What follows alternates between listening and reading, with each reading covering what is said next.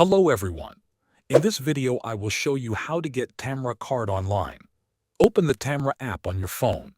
You need a working mobile number in a country where Tamara operates, like Saudi Arabia, the UAE, Bahrain, or Kuwait. You also need a valid national ID or Iqama card and a valid bank payment card, such as Mada, Visa, or MasterCard, depending on your country. The Tamara Card is associated with the premium Tamara Smart or Smart Plus membership. This means only users who have the premium membership may be eligible to activate the virtual card. To activate the card, go to the My Card section of the app.